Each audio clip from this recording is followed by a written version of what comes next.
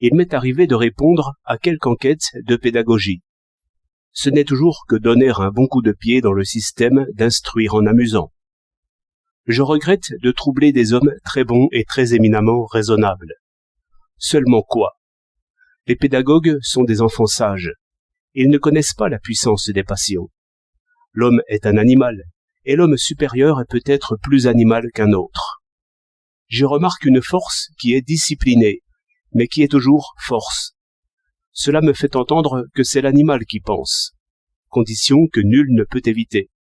En revanche, les grands modèles font apprécier aussi l'immense distance entre l'animal et l'homme. Je sais comment on dresse les chiens, et que le plus parfait dressage les fait paraître plus chiens que jamais. Mieux je les gouverne, et plus ils sont chiens. Il n'est donc nullement question d'apprivoiser les petits d'hommes, quand ce serait pour leur bien. Tout au contraire, il faut mettre en leurs mains leur propre apprentissage, ce qui est fortifier en eux la volonté, car il n'y a point d'autre valeur humaine que celle-là, et je n'ai nullement le projet d'habituer l'homme au bruit soudain, comme on fait pour les chevaux des gardes. Bref, tout ce qui est accoutumance dans l'éducation me paraît inhumain. Autrement dit, l'expérience qui intéresse me paraît mortelle pour l'esprit. On a de cela 1000 exemples. Les sauvages s'intéressent à ce qui est chasse et pêche, au changement du temps, aux saisons, aux signes des saisons, et nous les voyons pourtant superstitieux et crédules. C'est que l'accoutumance les gouverne. Ils savent bien tirer de l'arc et suivre une piste, mais ils croient aussi qu'un charme, c'est-à-dire une conjuration de paroles, fait mourir. Ils ont vu les effets, ils craignent les causes, en quoi je reconnais le mouvement de l'animal qui a peur du fouet. On prend le fouet et il gémit déjà. Il se croit. Il croit les mouvements animaux que produit l'accoutumance, et ainsi il est très assuré que la seule vue du fouet fait mal. Le sauvage est gouverné de la même manière, et naïf de la même manière. Il croit que le seul regard d'un sorcier gâtera une journée de chasse, et, parce qu'il le croit, il le constate. Car celui qui est assuré de manquer la bête, la manquera.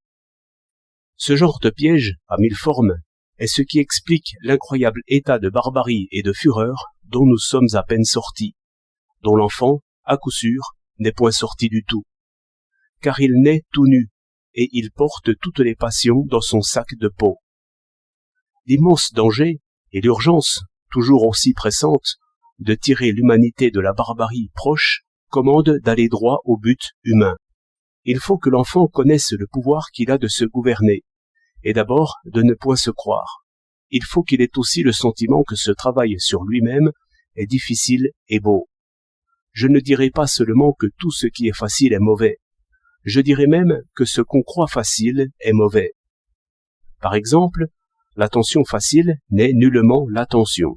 Ou bien alors, disons que le chien qui guette le sucre fait attention.